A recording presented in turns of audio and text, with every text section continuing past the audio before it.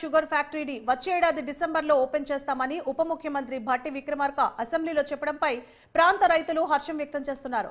Muthyampet sugar factory gate ముందు CM Revanth Reddy, ఉప ముఖ్యమంత్రి భట్టి విక్రమార్కల చిత్రపటాలకు కాంగ్రెస్ పార్టీ నాయకులు, చెరుకు రైతులు పాలాభిషేకం చేశారు. గత ప్రభుత్వం ఫ్యాక్టరీ తెరిపిస్తామని చెప్పి రైతులను మోసం చేసిందన్నారు. కాంగ్రెస్ ప్రభుత్వం రైతులకు ఇచ్చిన మాటకు కట్టుబడి ఉందన్నారు.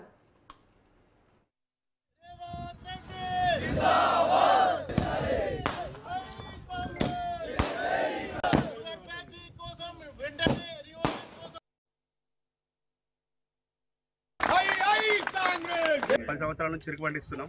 కామారెడ్డి అటు తరలిస్తూ చాలా ఇబ్బంది పడుతున్నాం. కానీ మా ఫ్యాక్టరీ మాకు చాలా అవుతుందంటే మాకు ఎంతో ఆనందకరంగా ఉంది.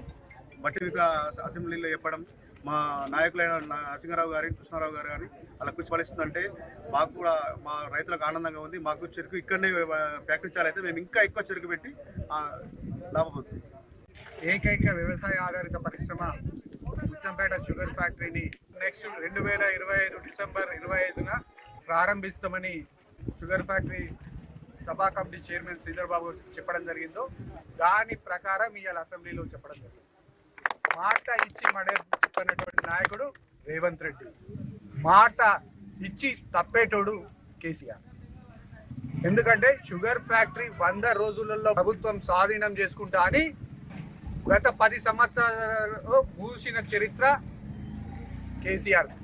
ఇవాళ రేవంత్ రెడ్డి గారు పాదయాత్ర చేసి ఇక్కడ షుగర్ ఫ్యాక్టరీ మీద రాత్రి నిద్ర చేసి షుగర్ రైతుల సమస్యలను తెలుసుకొని వాళ్ళ షుగర్ ఫ్యాక్టరీ ఓపెనింగ్కు ముందడుగేసిందంటే చరిత్రలో రేవంత్ రెడ్డి గారు మిగిలిపోతారు.